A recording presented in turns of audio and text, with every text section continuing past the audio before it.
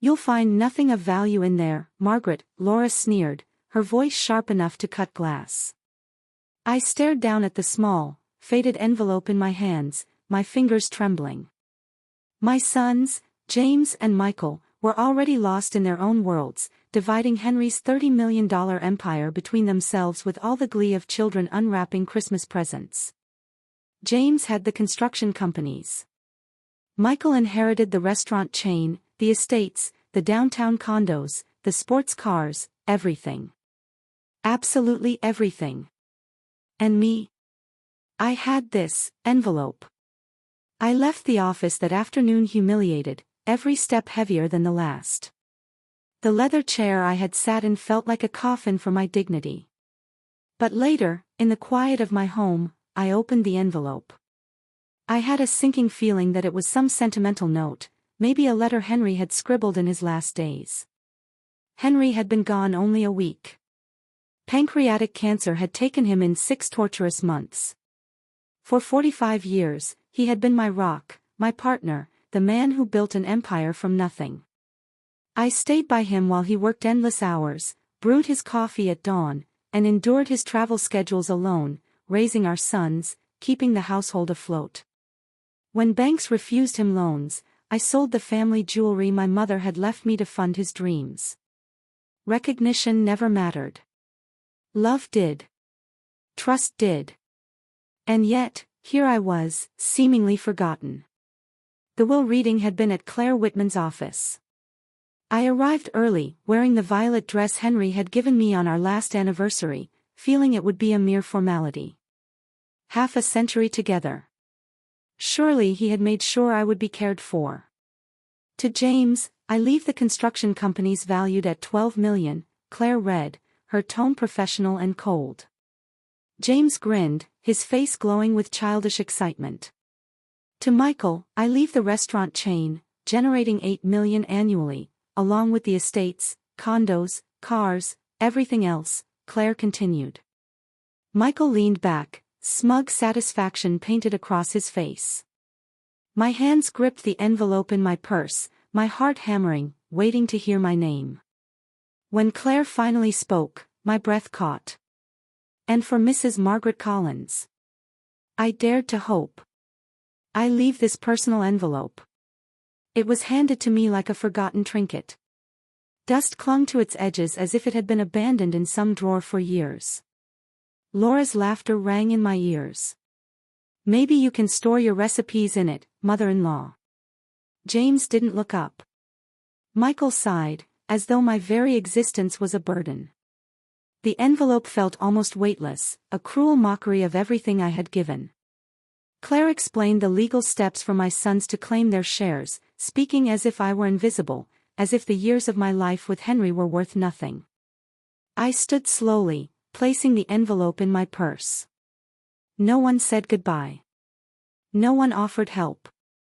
No one even looked at me. I walked out with my heart in pieces, feeling the sting of betrayal, the sharp reality that the man I had loved and trusted had left me with what seemed nothing. But I didn't yet know that inside that fragile, dusty envelope lay the beginning of a new chapter, one that would change everything and remind me that true value is never measured in money. I walked aimlessly through the streets of the city I had called home for decades, the place where I had poured my heart, my sweat, and my life into raising a family that now treated me like an outsider. Tears streamed down my face, bitter and relentless, like a flood I hadn't felt since I was a lonely child left to fend for herself. That night, in the quiet of my empty house, the silence pressing on me like a leaden shroud, I finally decided I could no longer delay it. I had to open the envelope.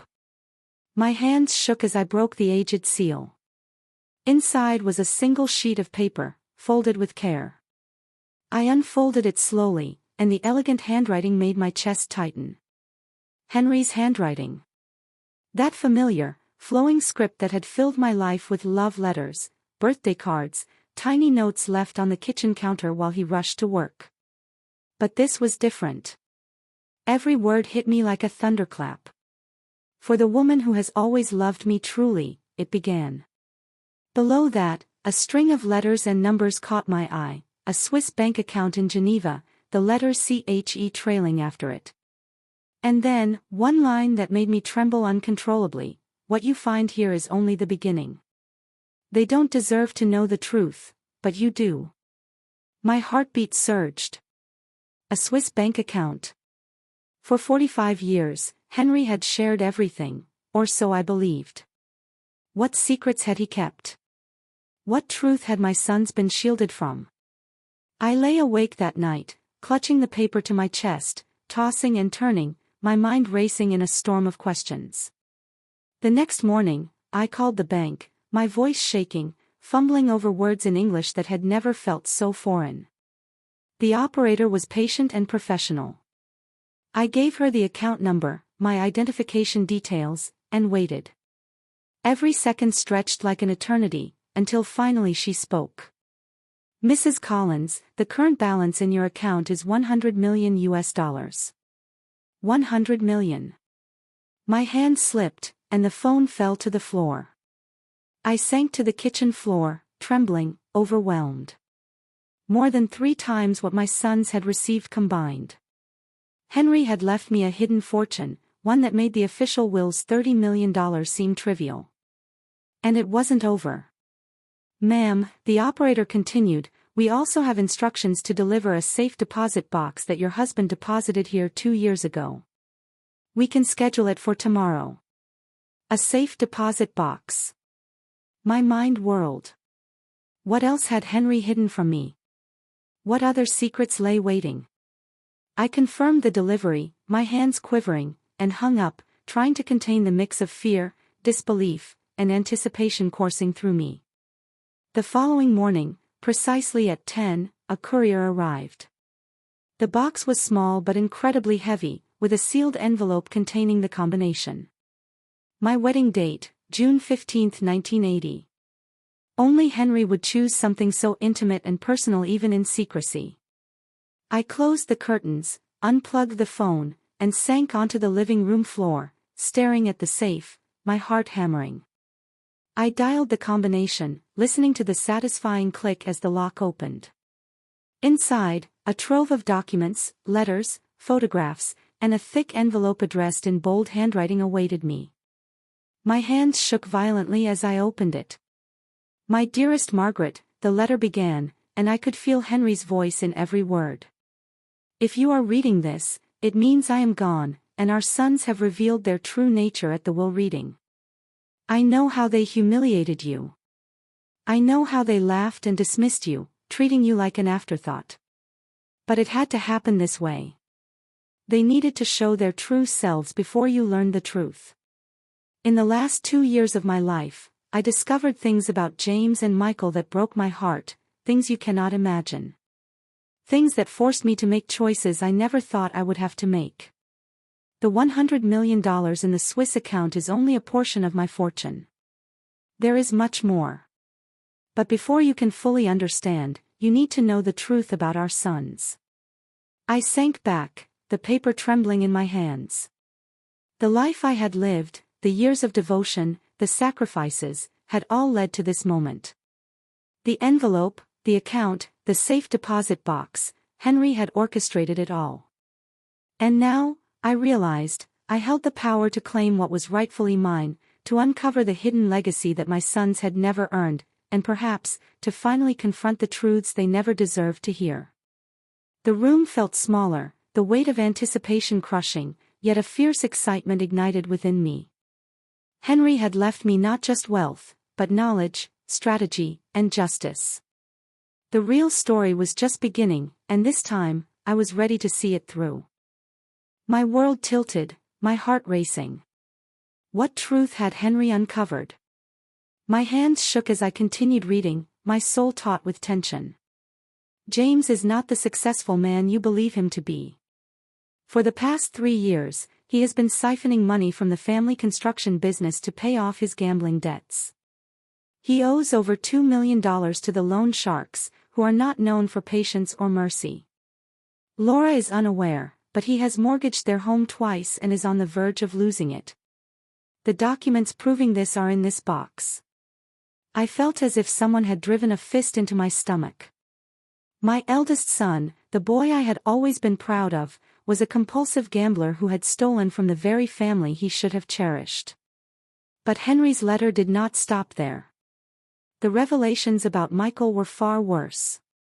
Michael has been hiding a serious cocaine addiction for 5 years. He has secretly sold 3 properties I had given him to finance his habit. Worse, he is involved with dangerous traffickers who are blackmailing him. They have threatened to kill him if he does not pay $500,000 by the end of the year. The documents proving his debts and photographs showing his addiction are also in this box. Tears streamed down my cheeks as I struggled to comprehend. How had I been so blind? How could I have missed the downward spiral of the sons I had raised with my love and care? And then, the words cut even deeper. But what hurts me most, my love, is what they plan to do to you. I heard them speaking in my study one night. They believed you were asleep, drugged with your medication, but I heard every word. James told Michael that, once I was gone, they had to dispose of you quickly. Laura suggested declaring you mentally incompetent and having you committed to a nursing home. Michael agreed, noting it would be easy to find a doctor to sign the papers. Their plan was to seize your share of the inheritance and confine you where you could no longer interfere. My hands trembled violently. My own sons, my flesh and blood, had plotted to lock me away like a prisoner, all to claim money that I was rightfully entitled to. The betrayal burned through me like fire. Henry's handwriting, calm yet firm, guided me through the final truth. That is why I acted as I did. That is why I moved the majority of my fortune into accounts only you can access. That is why I let them inherit the crumbs from the official will while the true wealth is yours. The $100 million you found is only the beginning. There are properties in Europe, investments in Asia, and accounts in discreet tax havens. In total, more than $200 million now belong to you. My hands shook so violently I could barely hold the letter. $200 million. The fortune Henry had secretly amassed dwarfed the sums my sons had inherited. But I leave you something more valuable than money, the truth. With it, comes the power to decide what to do with our sons. You may use this knowledge to protect yourself, or to teach them a lesson they will never forget. I can no longer protect you in life, but I have armed you with everything you need to protect yourself. I placed the letter on the table, staring at the contents of the safe. There were photographs of Michael in the grip of addiction, bank statements exposing James' debts, contracts signed with dangerous men, and tiny recording devices filled with conversations I didn't dare play. Henry had spent his final years as a private investigator in our own home, documenting the corruption, the greed, and the secrets of our children. I sat surrounded by the evidence for hours. Photographs of Michael with glassy eyes, snorting cocaine in the bathrooms of nightclubs. Images of James signing documents with men in dark suits, clearly not legitimate bankers. Casino receipts totaling thousands of dollars. Pawn shop tickets for items I had thought were still ours. My idealized family, the one I had built, nurtured, and trusted, was crumbling like a fragile house of cards. But the most painful blow wasn't the addictions, the thefts, or the lies. It was the plan they had devised to remove me from the equation entirely. And in that revelation, something awakened inside me. The helpless mother I had felt like just hours ago no longer existed. Now, armed with Henry's fortune and his carefully documented truths, I understood that I had the power, not just to survive, but to reshape the legacy they had tried to steal from me. The room felt alive with possibilities, and for the first time in years, I sensed a fierce, unyielding strength rising within me. I finally summoned the courage to listen to one of the recordings Henry had left. Laura's voice rang out clearly, cold and calculating. Once she's out of the way, we can sell the house and split the money. She's old. She won't notice a thing. James's response made my blood run cold. Mom has always been so trusting. We'll convince her it's for her own good, and she'll never see it coming. Over the next few days, I immersed myself in the documents Henry had painstakingly collected. Every paper, every recording, every photograph painted a complete picture of my son's deceit. Henry had hired private investigators, recorded phone calls, tracked secret meetings. He had built an ironclad dossier exposing their lies and betrayals. And then I found it, a document that froze me to the spot. A signed contract with a geriatric care company. They had already paid a deposit to commit me to a place called Willow Creek Senior Living, a private nursing home 3 hours outside the city. The contract was dated 2 weeks before Henry's death. They had planned to remove me from my own home before the funeral, to rob me while I grieved. The phone rang one morning as I reviewed bank statements. James. That fake, sugary voice he always used when he wanted something. Mom, we need to talk. Laura and I are concerned about you. You've been very quiet since Dad's funeral. Concerned? How ironic. I told him I was fine, just processing the loss.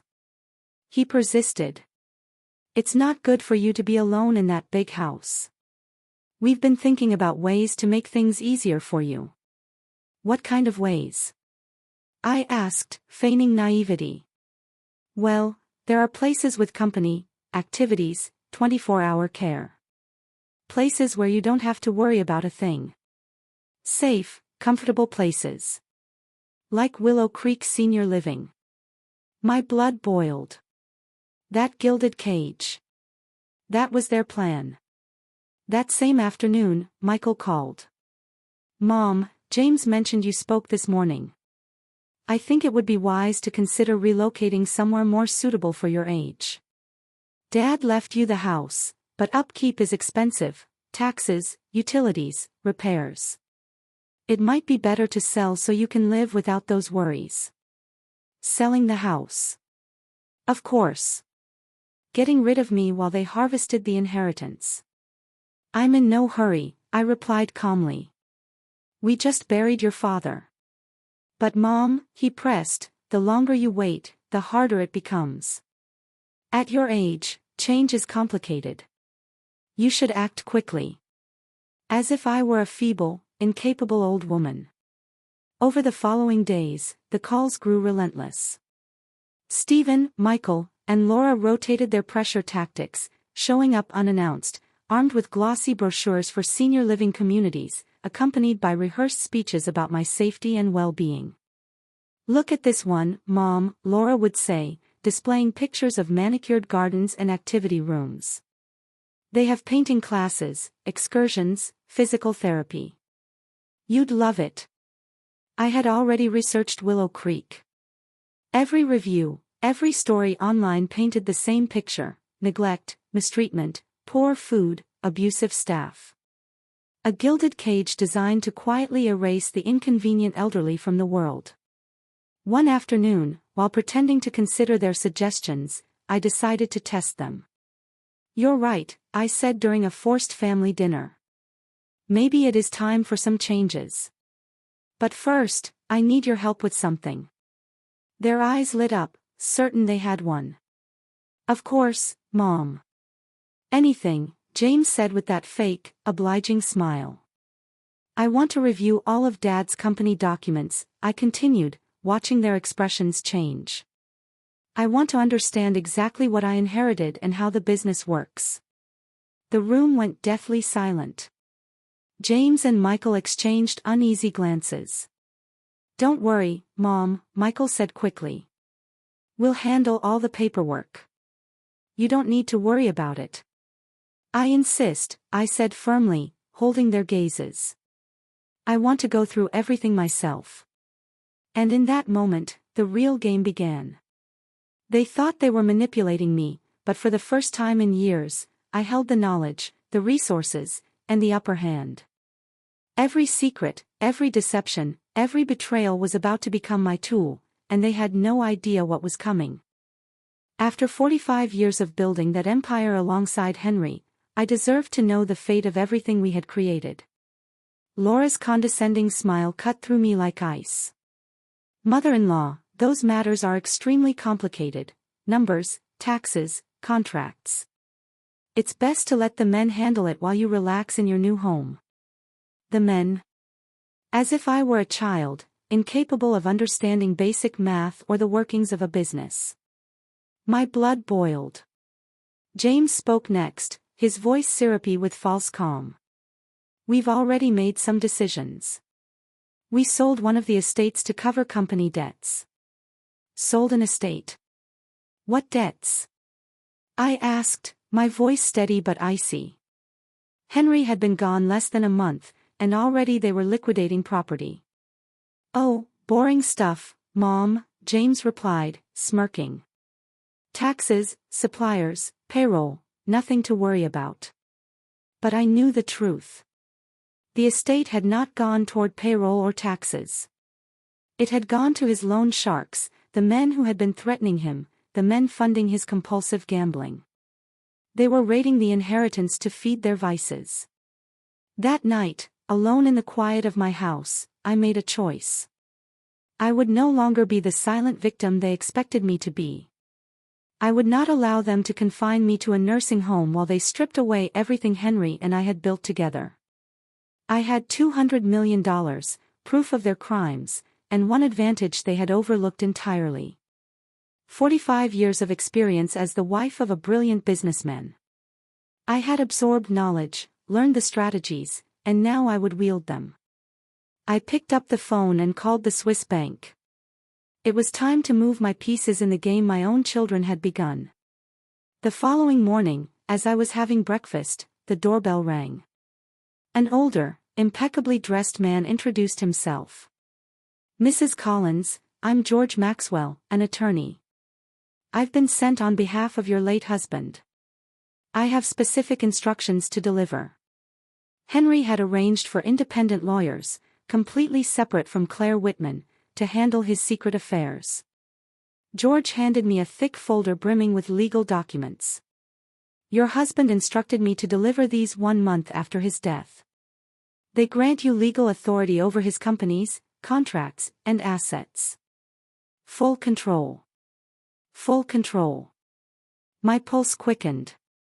Henry hadn't simply left me money, he had left me the keys to the kingdom. Your sons are unaware these documents exist, George continued. According to your husband's instructions, you have the power to revoke their inheritances if they fail to meet the family's ethical standards. He began to explain documents that seemed ripped from a spy thriller. Mrs. Collins, your husband was meticulous. These contracts grant you 51% ownership in all family businesses. While your sons appear to control the companies, you are the majority shareholder. My head spun. How is that possible? I whispered.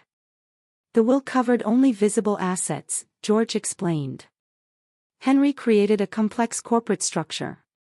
All companies operate under a family holding company, and you, Mrs. Collins, are the owner. He played chess while everyone thought it was checkers. This inheritance your sons flaunt is a carefully crafted legal trap. Then he opened another folder. There's more. Your husband also commissioned an investigation into your son's activities over the past 3 years. What we discovered could completely nullify their inheritances, and in some cases, open the door for criminal proceedings. He laid out photographs I had already seen in the safe, but also new documents, irregular bank transfers, fraudulent contracts, fake invoices. James had been diverting funds from the construction business to cover gambling debts, nearly $3 million stolen. Michael had misused company vehicles to transport drugs, turning the family restaurants into laundering centers. Each revelation slammed into me like a hammer. How had I raised 2 criminals without ever realizing it? George produced a small audio recorder and pressed play. The voices of my sons filled the room, unmistakable and damning. Their lies, their greed, their plans to erase me from their lives, every word documented, every action traced. For the first time, the fear that had gripped me since the funeral began to lift. Henry had not left me helpless. He had armed me with evidence, authority, and strategy. And now, with every secret laid bare, I understood something profound. I was no longer the victim in this story. I was the one holding the power. The recording made my blood run cold. "When she's out of the way," James said, his voice cold and excited, "we can liquidate everything and leave the country. 50 million each, and we start fresh in Europe." Michael's voice replied, tense and desperate. "Yeah, but we need to act fast. The cartel is pressuring me for what I owe. If I don't pay soon, people are going to die." "Don't worry," James continued smoothly. "In 2 weeks, Mom will be committed and won't have access to any accounts. Claire has already prepared the mental incapacity documents." I felt my heart drop. They weren't just planning to steal my inheritance, they were planning to escape the country with it, leaving behind the empire Henry and I had built. George sat across from me, his expression solemn. "Your husband recorded this conversation 3 weeks before he passed. That's why he accelerated all the legal preparations. He knew his time was short, and he needed to protect you. He also gave me this." He handed me a small, sleek cell phone. "It connects directly to my office and the police. If you feel threatened at any moment, press the red button. Help will arrive immediately." I swallowed hard. I wasn't just facing ungrateful children anymore. I was dealing with desperate criminals who thought my death or disappearance would solve all their problems. "What do you suggest I do?" I asked quietly. George smiled faintly, but there was no warmth in it. "Your husband asked me to tell you this verbatim. Margaret, you are stronger and smarter than they realize. It's time they discover exactly who they're dealing with." That night, after George left, I stood before my vanity mirror and truly looked at myself. I saw a 69-year-old woman, gray hair uncolored, lines etched across her face from decades of smiles and tears. But there was something else. Something I hadn't seen in years: fierceness. The fighter I had buried under years of devotion to Henry, the mother who had sacrificed everything, was still there. The woman who had sold her jewelry to help build Henry's empire, who had worked double shifts to keep the family afloat, who had battled banks, suppliers, and competitors, all that resilience still lived inside me. It was time to wake her up. The next morning, I began my counterattack. I called the Swiss bank and transferred $10 million into a local account, liquid funds for the battle ahead. I hired a private security team to guard my home 24 hours a day. If my children tried to expedite my commitment, they would face resistance. I retained a forensic accountant to audit all family businesses, documenting every dollar stolen. And I met with 3 criminal defense attorneys, handing them copies of the evidence I had collected against James and Michael, ready for every eventuality. Friday morning arrived, and James showed up at my doorstep unannounced, flanked by Laura and a man introduced as Dr. Evans, a geriatric specialist. The trap was unfolding. "Mom," James said, that insincere smile plastered on his face, "we brought the doctor to give you a checkup. We just want to make sure you're okay." The man carried a black briefcase and radiated condescension. "I don't need a checkup," I said firmly. "I feel perfectly fine." "But Mom," Laura interjected, "at your age, it's important to have regular checkups. The doctor just wants to ask a few simple questions." Simple questions. Questions designed to label me incompetent. "I just need to assess your cognitive state," Dr. Evans said, syrupy and practiced. He opened his briefcase and pulled out forms I recognized immediately, the same documents George had shown me, the same ones Claire had prepared to declare me mentally unfit. "Can you tell me what day it is today?" he asked. "Friday, October 13th, I replied, my voice steady. "And where do you live?" he continued. "In the house I built with my husband, 30 years ago, 1247 Oak Avenue. Do you remember how much money you inherited in the will?" I suppressed a smile. They thought they had trapped me. But this time, I was the one holding all the cards. The game had just begun. If I claimed I had only inherited a dusty old envelope, they'd use it to paint me as powerless, someone with no resources, an easy target for their medical evaluations. But if I mentioned the 200 million Henry had secured for me, they'd twist it as proof I was delusional. I held James's gaze and kept my voice calm, every word calculated. I remember perfectly well, I said, that you inherited 30 million in companies and properties. And I remember that I received an envelope you both dismissed as trash. The so-called doctor scribbled something on his clipboard. James smirked, convinced I'd walked into his trap. And how do you feel about that distribution? The doctor asked, his tone dripping with mock concern. I feel, I said slowly, like a woman who finally understands who her family really is. Laura and James exchanged glances of quiet satisfaction. They thought I was exposing confusion or resentment, ammunition they could use to justify locking me away. The man shut his folder and leaned in to whisper something to James. Then he turned to me with his most professional smile. Mrs. Herrera, I believe it would be beneficial for you to spend a few days under medical observation, he said. We have a very comfortable facility where you can rest while we evaluate your general condition. There it was, the trap sprung. No, thank you, I replied, my voice firm and unshaking. I feel perfectly capable of taking care of myself. But Mom, James said, and for the first time his tone carried a sharp edge. This isn't a suggestion. The doctor believes you need specialized care. The doctor, I said, rising slowly to my full height, is welcome to believe whatever he wants. But this is my house. And I decide who comes in and who goes out. That's when Laura made the mistake I'd been waiting for. She stepped closer, her smile as sweet as poison. Mother-in-law, don't be difficult. We all know you can't take care of yourself anymore.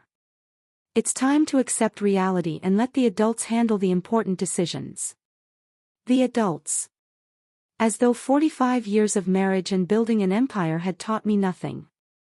As though the woman who'd stood beside Henry through every deal, every setback, every victory was suddenly a helpless child. I looked at James, at Laura, at the doctor. And I smiled, truly smiled, for the first time in weeks. It was a smile Henry would have recognized. A smile that wasn't afraid. You're right, I said softly. It is time for the adults to make the important decisions. And that's exactly what I'm going to do. I took out the phone George had given me and pressed the record button. I want to be very clear about what's happening here, I said, my voice strong and deliberate as the phone captured every word. My son James, my daughter-in-law Laura, and this so-called doctor are trying to force me into a facility against my will. The fake doctor's face paled. Ma'am, this is just a routine medical evaluation. Routine? I asked, holding the phone steadily toward them. Is it routine to show up at someone's home unannounced? Is it routine to bring commitment papers already filled out? James lunged forward, reaching for the phone. Mom, put that thing away. You're acting irrational. On the contrary, I said, stepping back out of his reach. I'm acting exactly as a woman should when she discovers her own family is plotting to lock her away to steal what she's earned. James's expression hardened, the mask of the dutiful son falling away. For the first time, I saw him as he truly was, cold, calculating, dangerous. We don't know what you're talking about, Laura stammered, but her voice trembled. I'm talking, I said, reaching into my bag, about this. I pulled out one of the photographs Henry had left me, a clear shot of James leaving a casino at 3 a.m, visibly drunk, flanked by two men who were obviously not legitimate businessmen. I'm talking about the gambling debts, I continued. I'm talking about the money stolen from the company. And I'm talking about the contract you signed with Willow Creek to have me committed. The silence in the room was heavy, suffocating. The fake doctor began inching toward the door. I think there's been a misunderstanding. I'll be leaving now. Not so fast, doctor, I said, moving to block his path. How much did they pay you to sign false mental incapacity documents? His face drained of color. In that moment, all three of them realized the rules of the game had changed. And for the first time, I felt the power shift back into my hands. I don't know what you're talking about, James said, his voice wavering. I'm talking about this, I answered, holding up another photograph, this one showing him passing a thick envelope of cash to the very man sitting across from me. Henry hired private investigators during his last months. He documented every single betrayal you thought you'd hidden. Laura's eyes filled with tears, but they weren't tears of sorrow, they were tears of panic. Mother-in-law, you don't understand. Everything we've done has been for your own good. For my good. I repeated, my voice trembling with a rage that made me feel alive for the first time in years. Stealing from the company your father built is for my good. Planning to run off with the money is for my good. James finally dropped his mask. Enough. You're a crazy old woman who doesn't know what she's talking about. Dad made a mistake leaving you anything. You're too stupid to handle money. There it was, the truth, naked and ugly. After decades of pretending, my own son had finally said what he truly thought of me. Stupid? I asked softly, pulling my phone from my pocket. My hands no longer trembled. I dialed a number. George, it's Margaret. They're here, just as you predicted. Yes, I've recorded everything. James lunged for my phone again, but this time I didn't retreat. I stood my ground. If you lay a finger on me, I said in a voice I barely recognized as my own, it'll be the last thing you do as a free man. What do you mean? Laura asked, her voice cracking. I mean, I replied, that at this very moment 3 criminal attorneys are reviewing evidence of fraud, embezzlement, and conspiracy to commit kidnapping. The doorbell rang. 2 uniformed police officers stepped inside with George behind them. Mrs. Whitman, one of the officers said, we received your emergency call. James and Laura looked at each other in sheer terror. The fake doctor tried to slip out, but George blocked his path. Dr. Evans, or should I say Mr. Evans, George said calmly. You're not a doctor, are you? The man slumped into a chair. They paid me $5,000 to sign some papers, he muttered. I didn't know it was illegal. $5,000 to declare me mentally incompetent. I asked, staring at him. That's what my freedom is worth. The officers began taking statements while George quietly explained what was happening. Henry anticipated this, he told me. From the day he realized his health was failing, he put everything in motion, attorneys, investigators, paperwork. He knew they'd try to have you declared unfit before you could act. He made sure they'd never succeed. James and Laura weren't arrested that night, but the officers warned them that an investigation was underway. When the door finally shut behind them, my house fell silent for the first time in weeks. I sat down in my favorite armchair, the same one Henry and I had spent so many nights in, and for a moment I let the tears come. But they weren't tears of grief. They were tears of liberation. For the first time since Henry's death, I felt like myself again.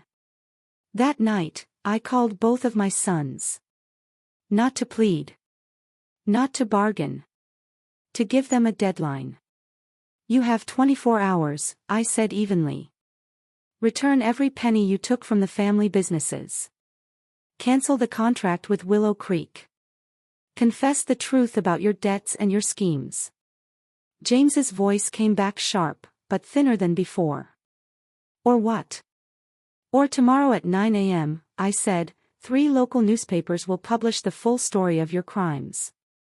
Or I'll hand every scrap of evidence to the district attorney. Or I'll use the legal powers your father left me to revoke your inheritances completely. On the other end of the line, silence stretched.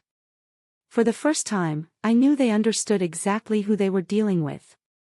Impossible, Michael muttered. Dad left us everything. You can't take what's already ours. Want to bet? I said. My voice sounded exactly like Henry's used to when he closed a tough deal. Your father was smarter than you ever imagined. And I'm stronger than you ever gave me credit for. I hung up before they could answer. I didn't need to hear another excuse, another lie. The woman they'd underestimated for years had found her claws. The next morning at 8 sharp, James and Michael appeared on my doorstep. They didn't arrive with slick lawyers or a new scheme. They came with their shoulders hunched and eyes down, stripped of their bravado. Mom, James began, and for the first time in years there was no arrogance in his voice. We need to talk. I let them in but stayed seated in my armchair, the same chair Henry used to call my throne. I didn't offer them coffee, didn't offer a smile. I left them standing there like two boys waiting outside a principal's office. Talk, I said flatly. Michael's lips trembled before he spoke. Mom, everything spiraled out of control. The debts, the drugs, the threats, we didn't know how to stop. And your solution, I asked evenly, was to rob me and lock me away. That wasn't the original plan, James muttered. At first we just needed to borrow some money. We thought we could pay it back before anyone noticed. But things kept getting worse, Michael added. The people we owed started threatening us. They said they'd come after the family if we didn't pay. So you decided to hurt me first, I said, my voice calm but razor sharp. Better to cage your own mother than face the consequences of your choices. James fell to one knee in front of my chair. Mom, we're your sons.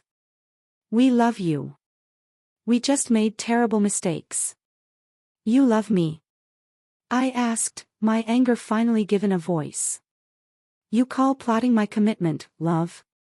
You call stealing what your father and I built, love? You call humiliating me at the will reading, love? They had no answer, because there wasn't one. I stood and walked to the window, speaking without turning. Your father loved you. Even after discovering everything, even after gathering evidence of every betrayal, he still loved you. That's why he left you a chance to redeem yourselves. I turned back to face them. He left you $30 million, enough to pay your debts and start over. But he also left me the power to take it away if you proved you didn't deserve it. Their faces went pale as the meaning settled in. What do you want us to do? James asked finally, his voice cracking. I smiled, a smile they'd never seen before, the smile of a woman who had stepped into her own power. What I want, I said slowly, circling them as they knelt on my rug, is for you to understand that the rules have changed. For 69 years I've been the obedient wife, the sacrificial mother, the invisible woman cleaning up after everyone else. That ends today. I locked eyes with James first. You're going to call every loan shark you owe. You're going to tell them they'll be paid from your inheritance, not from the company you stole from. His face fell. Mom, if I do that, I'll have nothing left. My debts are more than $3 million. Exactly, I replied, cold as marble. You'll be left with exactly what you deserve after stealing from the family business for 3 years. Then I turned to Michael. And you are going to check into a rehabilitation center. Not one of those resorts where wealthy men pretend to get better. A real facility where they'll actually work with you. I can quit on my own, he protested weakly. I don't need rehab. Really? I asked, my voice sharp. How's that working for you? How did James manage to stop stealing on his own? Addicts don't recover by willpower alone. You're going to get better, or you're going to lose everything. Michael's eyes filled with tears. They'll kill me in rehab, he whispered. No, I said, pulling out my phone. They won't. Because I'm going to pay them myself. But every dollar I pay for your debts will be deducted from your inheritance.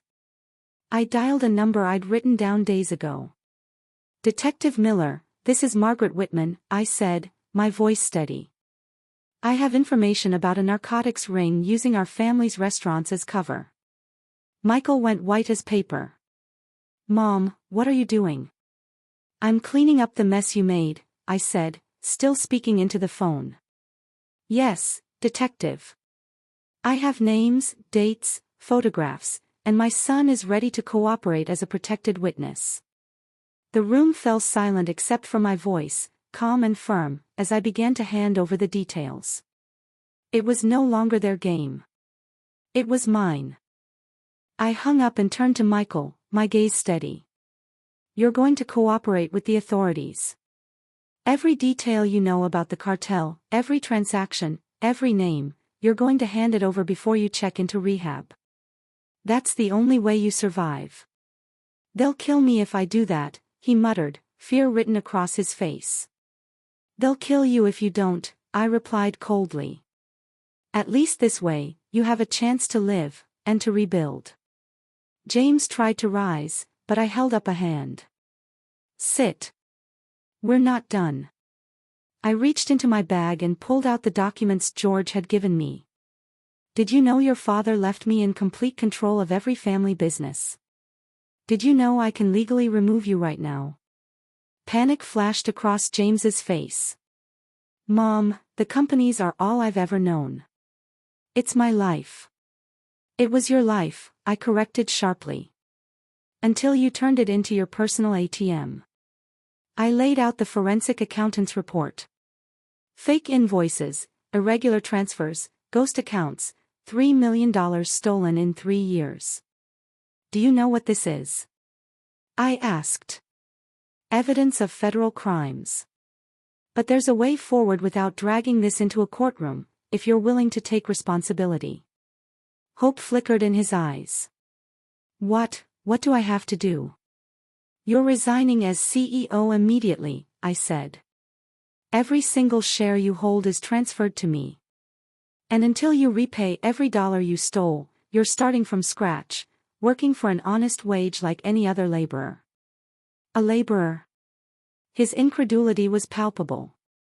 Yes, I replied. You will clean offices. You will move boxes. You will learn what it means to earn, to struggle, to be accountable. And maybe then you'll understand the value of honesty. Humiliation darkened his expression, but there was also something new, respect. He was finally seeing me as more than the harmless old woman he'd underestimated for decades. Laura, who had stayed silent, finally spoke, her voice trembling with disbelief. Mother-in-law, this is insane. You can't expect them to accept this. They're your sons. I smiled, icy and sharp. Are they? Or are they grown adults facing the consequences of their actions? And what are your options, my dear daughter-in-law? I pulled another photo from my bag, a hotel parking lot, Laura in an intimate embrace with a younger man. Do you want me to tell James about your little affair, or would you like to tell him yourself? Her face went pale. Or perhaps, I continued, I should mention the $50,000 you've been siphoning from the family account to buy clothes and jewelry. James's eyes widened, betrayal written across his features. Mom, what are you saying? Your wife, I said, savoring each word, has been stealing from you for 2 years, and having an affair for 6 months. Laura started to deny it, but I produced more photographs, each one undeniable. Do you want me to keep going, or will you admit the truth? James looked at her, stunned, as if seeing her for the first time. Is it true? She sobbed, unable to deny anything further. Why? He asked, voice breaking. Because she assumed your inheritance would grant her access to millions. She planned to stick around, take what she could, then divorce you, I answered for her. This can't be happening, James muttered, burying his face in his hands. Oh, but it is, I said, the power of decades of wisdom and strength radiating through me. And we're only getting started.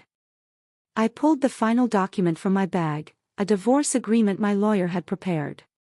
Laura is going to sign this, relinquishing all claims to your assets. If she doesn't, these photographs, these records, everything, will go public tomorrow. You can't make me sign this, she said, voice quivering. Can I? I asked, dialing a number. Hello. Rick? I have some photographs I think you'll want to see. Laura lunged at me to grab the phone. Stop. I said firmly. He's married. You have some explaining to do, and I'm just making sure the truth comes out. James and Michael stared in stunned silence. For the first time, they understood that the woman they had underestimated for decades was not only alive with purpose, but unstoppable. Exactly, I said, stepping back from her. And unless you sign this divorce right now, every secret will be revealed. I hung up the phone and extended a pen toward her. 30 seconds. Decide. Laura's hands shook violently as she signed the document, tears streaming down her face. James stared at her like she had become a stranger. Very well, I said, slipping the signed papers into my bag. Now leave my house, and don't ever come back. If I see you near this family again, I won't hesitate to make good on my promise. Without a word, Laura bolted for the door. I was left alone with my two defeated sons, slumped on the living room floor like children caught in the act of wrongdoing. Do you understand now? I asked, my voice calm but resolute. Do you understand that I am not the helpless old woman you thought you could manipulate? Michael nodded, still trembling. Mom, can you ever forgive us? I studied him for a long moment. That depends entirely on you. If you follow every instruction I've given, if you truly face your mistakes, if you become men of honor like your father was, maybe. But it will take years, and you will earn my forgiveness day by day. James lifted his head, desperation and shame mingling in his eyes. Are you going to take everything? Our inheritance? No, I said firmly, and I watched the relief flood his features. You will have the chance to earn it. But every dollar will come from your work, your effort, your commitment. You must prove that you deserve the name you carry. What if we fail? Michael asked, voice small and uncertain. What if we're too weak to change? I turned to him, a mixture of sadness and resolve in my eyes. Then you'll have missed the chance to know the mother you always had, the one who believed in fairness, integrity, and strength. You'll watch from the outside as life continues without you. I walked to the window, turning my back to them. Your father left me $200 million, enough to live comfortably, enough to help those who truly need it. The choice is yours, to join in building something meaningful, or to be left behind, watching what could have been yours slip away. When I turned around, the living room was empty. They had left in silence, finally understanding that the balance of power had shifted, and irreversibly so. The following days were the quietest I had experienced in months. For the first time since Henry's death, my house felt truly mine. No sons barging in with demands. No venomous daughter-in-laws. No fake doctors or hidden schemes. Just the calm, liberating knowledge that I controlled my life. James kept his word, contacting his loan sharks and informing them that payments would come from his own inheritance, not the company. Michael voluntarily checked into a rehab program outside the city. And Laura? She vanished entirely, likely hiding in some hotel, figuring out how to navigate the ruins of her carefully plotted schemes. But I knew this was just the beginning. For 45 years, I had existed in the shadows as Henry's wife, silently supporting his empire. Now it was time to see who Margaret truly was, a woman of power, independence, and a $200 million legacy. The first step, visiting every company I now owned. I wanted to meet the employees who had dedicated themselves to Henry's vision, to understand the empire he had built, and to see how I could make it stronger. My first stop was the main construction firm, where James had served as CEO until a week ago. I arrived in a tailored gray suit I had chosen carefully, projecting confidence and authority. The employees watched me with curiosity. They had known me as the boss's widow, but never as the woman in charge. "Good morning," I said, addressing the 30 employees gathered in the conference room. "I am Margaret Herrera. From this moment forward, I am the owner and CEO of this company." A ripple of surprise ran through the room. Some faces were apprehensive, others skeptical. "I understand that recent events have raised concerns," I continued. "You may have heard rumors of financial instability. I am here to assure you that those issues are resolved. This company will operate under new standards: transparency, integrity, and accountability. Together, we will honor Henry's legacy while moving forward stronger than ever." The room fell silent for a moment, the weight of my words sinking in. I could see the change already forming in their eyes, curiosity transforming into respect, hesitation giving way to cautious optimism. The empire Henry and I had built was no longer just a memory. It was alive, and it was under my command. An older man, whom I recognized as Frank, the construction supervisor, raised his hand hesitantly.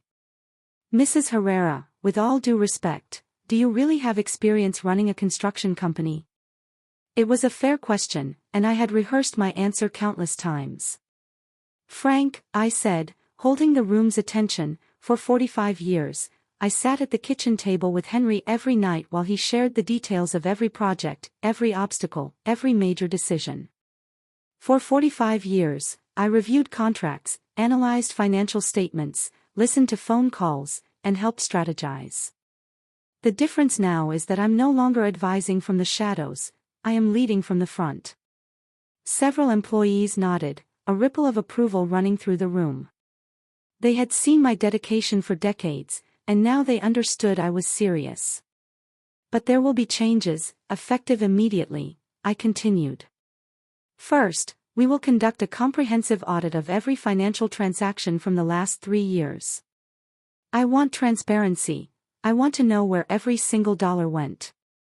I caught the accountants exchanging uneasy glances, likely aware of James's irregularities but too afraid to speak. "Second, a new bonus system will be implemented, based entirely on productivity and merit, not favoritism." "Third," I said, raising my hand to silence the murmurs spreading through the room, "any employee who has knowledge of past irregularities may speak with me in private without fear of retaliation. Your cooperation will be valued, not punished. And fourth," I added firmly, "the minimum wage for every employee in this company will increase by 30%, effective immediately." For a long moment, the room was silent, as if my words were too heavy to process. Then, slowly, applause began to build. These were people who had watched James spend company funds on luxury cars and exotic vacations while they struggled to make ends meet. Now they saw a leader who understood the value of hard work and fairness. Over the next several hours, employees approached my temporary office with information about financial misconduct. Their reports confirmed everything I suspected, and then some. James had not only siphoned money for gambling debts but had also overbilled clients and kept the difference. He had swapped high-quality construction materials for cheaper alternatives, pocketing the profit while endangering the safety of projects. That afternoon, I visited the restaurants that had been Michael's inheritance. The situation was far worse than I anticipated. Managers reluctantly admitted that they had been pressured to accept special clients, who paid exclusively in cash, refusing receipts. The money laundering had been so blatant that some employees had considered quitting rather than participate. "Why didn't you report this?" I asked, astonished. "Mrs. Herrera," said Gloria, manager of the flagship restaurant, "Michael warned us that if anyone spoke up about these clients, we'd be fired. Some of us have families to support." The rage that surged through me was volcanic. My sons hadn't just stolen, they had forced honest employees into complicity with their crimes. Yet amid the anger, I also discovered something extraordinary. I discovered that Henry's employees were fundamentally honest and hard-working people, deeply loyal to the company's mission, and willing to follow my leadership if I demonstrated fairness and knowledge. I realized I possessed natural business instincts honed over decades, often without realizing it. I saw that when I spoke with authority grounded in experience, people listened. And I discovered something I hadn't felt in decades: I enjoyed having power. I enjoyed making decisions.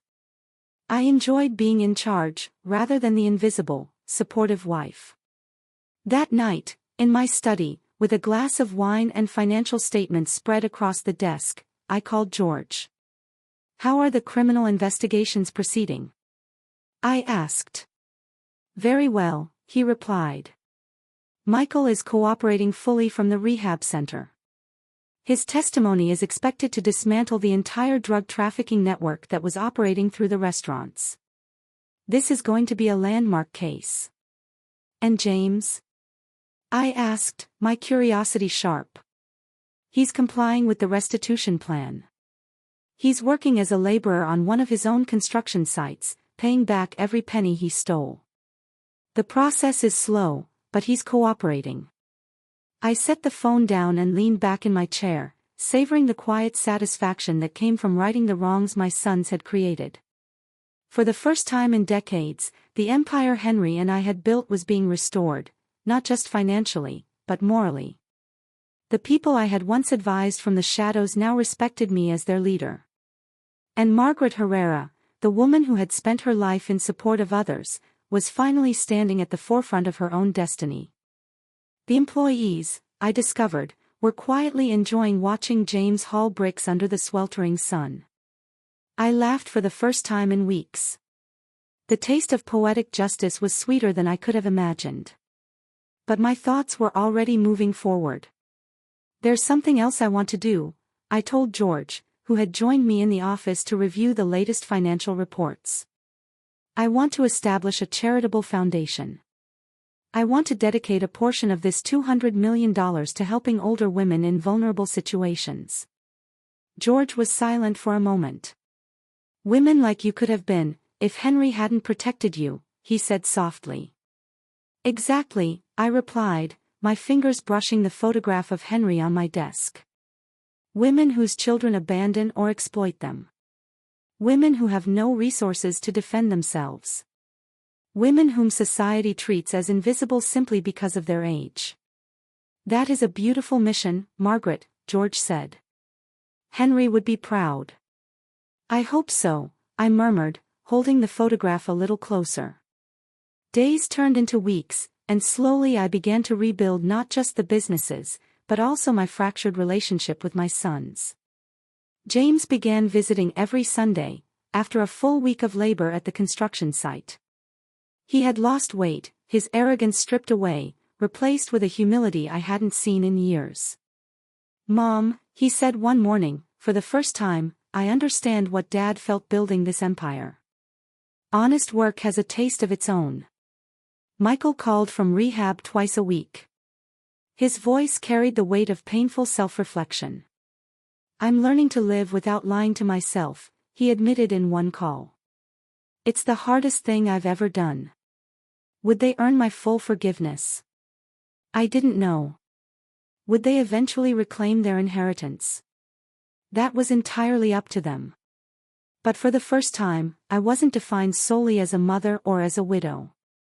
I was Margaret, a business leader, a philanthropist, a woman who had reclaimed her power and discovered her own strength. And that woman had plans, ambitious, life-changing plans that went far beyond retribution. Plans that would impact countless lives, including my own. 6 months later, I stood in front of my bedroom mirror, preparing for the most significant event since Henry's passing. That evening marked the official launch of the Henry and Margaret Herrera Foundation for Vulnerable Senior Women. I had chosen a gold dress for the occasion, not for extravagance, but because gold symbolized the strength and resilience I had discovered within myself. As I fastened the earrings Henry had given me on our 20th anniversary, I reflected on how much had changed since the day I opened the dusty envelope that my sons had dismissed. In just the first few months, the foundation had already transformed the lives of over 200 women. Women like Claire Whitman, 73, abandoned by her children and left with nothing; Carmen, 68, who had endured decades of domestic abuse and finally found the courage to escape; and Patricia, 75, whose family had attempted to declare her mentally incompetent to seize her pension. Every story reminded me how close I had come to being one of them, and every life we touched reaffirmed the choices I had made. The phone rang as I finished the final touches of my ensemble. It was James.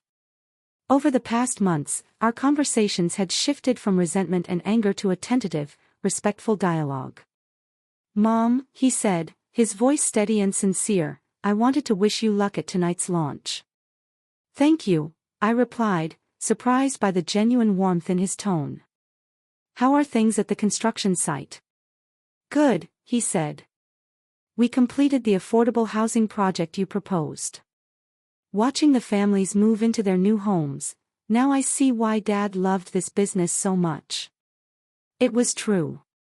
Part of the construction company had been redirected toward low-income housing, profitable, yes, but also purposeful, and my heart swelled seeing the tangible impact. "Mom," James continued, hesitantly, "I know I have no right to ask this, but, may I attend the launch tonight?" The question caught me off guard. It was not just a request to be present, it was a recognition of the changes we had all undergone, a tentative bridge toward reconciliation, and a sign that perhaps the Herrera legacy could now grow stronger under the guidance of a woman who had finally embraced her full potential. For months, I had kept my sons at a distance from my new ventures, not as punishment, but because I needed time to rediscover myself without them in the picture. "Why do you want to come?" I asked James when he called. "Because," he said, and for the first time, I heard genuine emotion in his voice. "I'm proud of you. I want people to know I'm your son. For 35 years, I thought you were just my mom, and now I see you as Margaret Herrera, a remarkable woman who happens to be my mother." Tears welled in my eyes. Those words were the ones I had waited decades to hear. "You can come," I said finally, "but you will come as a guest, not as someone entitled to your old privileges. You will sit among everyone else and witness what I've built without your help." "Understood," he replied. "And Michael?" I asked. "He gets out of rehab next week," James said. "If he stays clean, continues cooperating with the authorities, and proves he has truly changed, then we can discuss his future in the family." I hung up, a strange mixture of hope and caution settling over me. My sons were evolving, but I had learned not to trust words alone. This time, they would have to earn trust through actions. The launch event was held in the grand ballroom of the city's finest hotel. Over 300 guests filled the room, business leaders, civic officials, social workers, and, most importantly, older women who had already been touched by the foundation. As I moved through the crowd, greeting supporters and thanking volunteers, a sense of vitality washed over me. These were my people now, not the family who had betrayed me, but the community I had chosen to build, people who believed in second chances and the dignity of older women. George appeared at my side, beaming. "Margaret, this is extraordinary. I've never seen a new foundation receive such an enthusiastic response." "It's because the need is real," I replied. "For decades, women like us have been invisible to society. It was time someone saw us." At that moment, I noticed James enter quietly. He wore a simple suit, no extravagance, and walked with a humility I had never witnessed in him before. Guests whispered among themselves, curious why the disinherited son of the founder would attend. He did not approach me or seek attention, he simply took a seat at the back, observing. When it was time for my inaugural speech, I stepped to the podium, a mixture of nerves and exhilaration coursing through me. In front of me were 300 supporters, behind me a large photograph of Henry and me on our wedding day, a reminder of where this journey had begun. "Good evening," I began, and my voice carried more strength than I had expected. 7 months ago, I was a 69-year-old widow who thought my life ended with my husband's passing. I believed my role in the world was limited to being the invisible mother of 2 adult sons, and the occasional grandmother waiting for rare visits. But I have learned that life can begin at any age if we have the courage to make difficult choices. I've discovered that growing older does not mean becoming invisible. I've discovered that being 69 does not disqualify anyone from starting anew, whether it is a career, a mission, or a new chapter of life. Applause began softly, then swelled into a standing ovation. I saw tears in the eyes of many women in the audience. They understood exactly what I was saying, having experienced the same marginalization and underestimation. This foundation, I continued as the room quieted, exists because all women, regardless of age, deserve dignity, respect, and opportunity. No woman should feel invisible or disposable simply because society has decided her value diminishes with the years. It exists to honor the courage, the experience, and the potential of older women. I scanned the crowd and found James. He was openly crying, his expression a mixture of pride, regret, and awe. I smiled faintly. And this foundation exists because I have learned that forgiveness is not given lightly, it is earned. And it is not something to hand away blindly, but something that grows through accountability, growth, and the willingness to face consequences. For the first time in decades, I felt fully alive, fully Margaret Herrera, a woman who had reclaimed her power, her voice, and her purpose. The applause carried me forward, a reminder that the life I thought had ended was only just beginning. Second chances are only meaningful when they are accompanied by real effort and genuine transformation. I ended my speech by sharing the story of an older woman who had come to the foundation just last week. Her children had sold her home while she was hospitalized, splitting the money among themselves. When she was discharged, she had nowhere to live, and her own children told her she was on her own. That woman, I explained, now had a modest apartment, legal assistance to reclaim what had been stolen, and a part-time role at our foundation helping other women in similar circumstances. At 72 years old, she still had so much to give to the world, she just needed someone to notice. The applause when I stepped down lasted nearly 5 minutes. Women came forward one by one, hugging me, sharing their stories, and thanking me for giving them a voice and a second chance. But the most emotional moment came at the end of the evening when James approached quietly. "Mom," he said, tears streaking his face, "I want to apologize. Not just for the money, or for the plan to have you declared incompetent. I want to apologize for failing to see you for 35 years, not as Margaret Herrera, a strong, capable woman, but just as my mother. I was blind to who you really are." I looked at him for a long moment before replying. "James, forgiveness is earned through consistent actions over time. But respect, you've already earned that tonight. You came expecting no special treatment, sat quietly in the back, and allowed your pride to be replaced with acknowledgement of what has been achieved. That shows me that maybe, just maybe, you're becoming the man your father always hoped you would be." For the first time in 7 months, I embraced him, not as the mother who automatically forgives, but as a woman who recognizes real growth in another person. A year after that fateful day in Claire Whitman's office, I find myself sitting in the garden of my home, the same home my sons once sought to sell to confine me to a nursing facility. But now, everything is different. The garden blooms more beautifully than ever because I finally have the time and freedom to care for it myself. The businesses are thriving beyond what they were even under Henry's leadership because I've learned that combining heart and intellect produces better results than ambition alone. And my family, well, it's become something I never thought possible. A genuine family founded on mutual respect instead of obligations forced by circumstance. Michael left rehab 6 months ago and has stayed clean ever since. The road was difficult, filled with relapses, long nights of doubt, and moments when I feared he might never recover. But everything changed when he testified against the criminal network that had blackmailed him. Seeing those perpetrators brought to justice gave him a purpose that no drug ever could. He now works at the foundation, guiding other recovering addicts. The money he earns is modest, but it is honest, and he tells me it is the first paycheck he has ever truly been proud of. "Mom," he said during one of our weekly calls, "I never imagined that helping others could fill the void I used to try to numb with cocaine." James's transformation followed a different path. After a year of laboring on his own construction sites, I promoted him to supervisor, not as a favor, but because the employees respected the authenticity of his change. He had learned the meaning of hard work, of earning every dollar honestly. He knew the names and stories of all the employees and understood the responsibility he had to the community they served. "It's strange," he told me over coffee one morning in my kitchen. "Only now do I understand what Dad really built. It wasn't just money, it was a network of people who relied on us to put food on their tables, to provide opportunities for their families." Laura had vanished from our lives, leaving no trace, and we neither sought nor cared to know her whereabouts. But the greatest transformation was in me.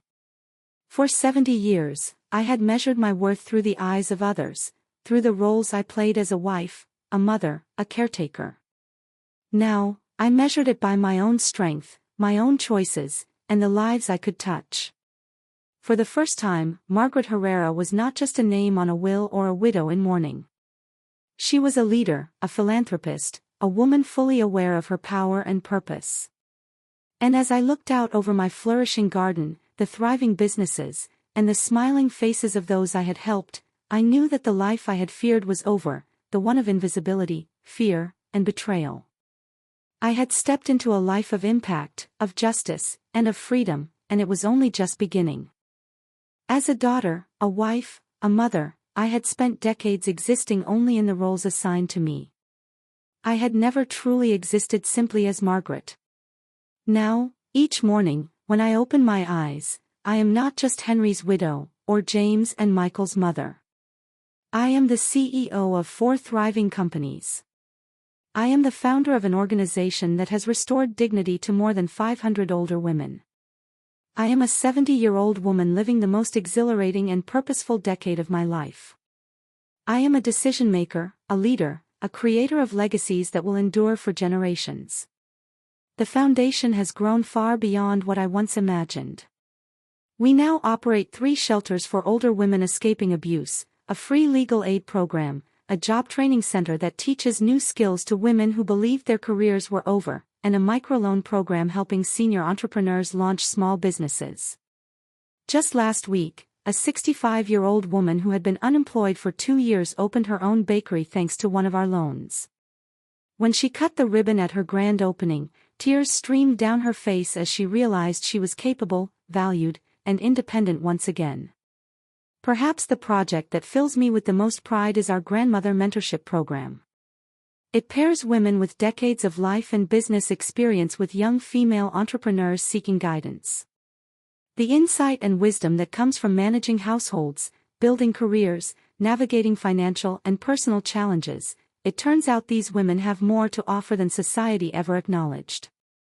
The younger generation needs this guidance more than I could have predicted, and it's beautiful to watch the legacy of one generation fueling the success of the next. Yesterday, George stopped by to review legal documents for another expansion of the foundation. "Margaret," he said as we went through contracts, "did you ever imagine you would become all of this?" "Never," I admitted.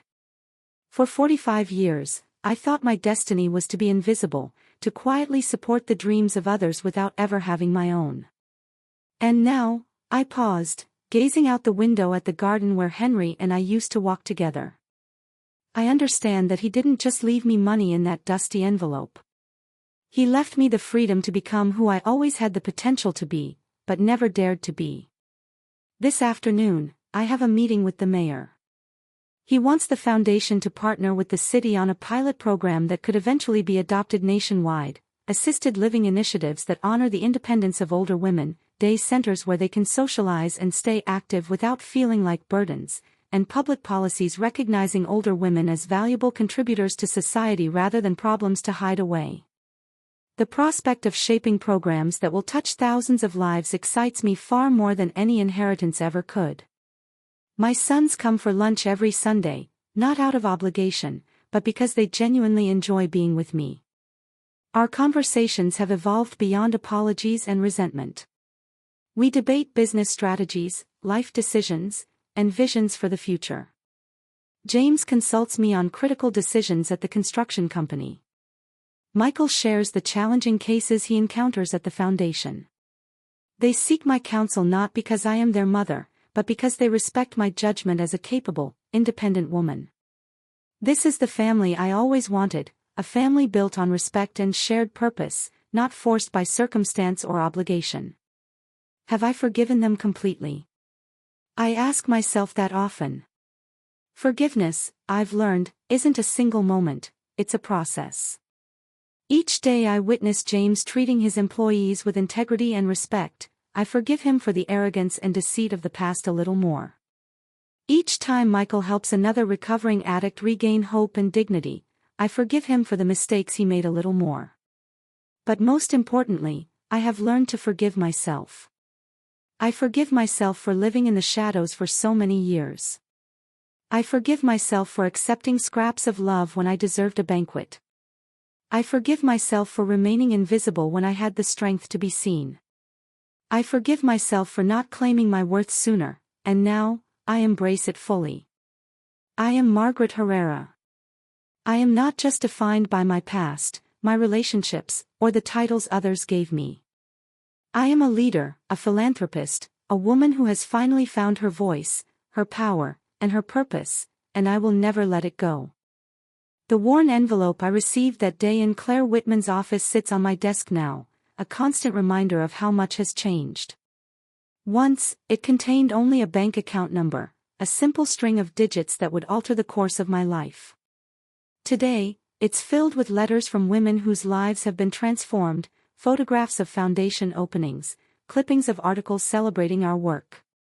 It has become a symbol, not of money, but of renewal, of second chances, and of the extraordinary potential that can emerge from the ashes of betrayal and despair. Each time I glance at it, I am reminded that endings are often disguised beginnings, that crises can be doors to opportunity, and that it is never too late to step into the life you were meant to live. If I could speak to the Margaret who left that office a year ago in tears, I would say, do not mourn what has been taken from you. Rejoice in what is about to unfold. Do not dwell on the sons who betrayed you, prepare instead to witness the men they are capable of becoming. Do not cling to the invisible woman you once were. Step forward into the power that has always been within you. I would tell her that the ache she feels, sharp and unrelenting in that moment, is not the end, it is the labor of a new life being born. And that life, when it emerges, will be richer, more fulfilling, and more powerful than she ever dared to imagine. And to you, reading or listening now, I ask, how many times have you allowed yourself to remain unseen when you deserved recognition? How often have you settled for scraps when a full banquet awaited you? How many moments have you let others define your worth, instead of discovering the strength and value that have always resided within you? My story is not merely about an unexpected inheritance or a fractured family. It is about the moment we decide to stop merely surviving and begin truly living. It is about the moment we recognize that it is never too late to take control of our narrative, to rewrite the story of our lives with intention and courage. The reality is this: the most remarkable chapters of our lives are often yet to be written. They lie ahead of us, not behind.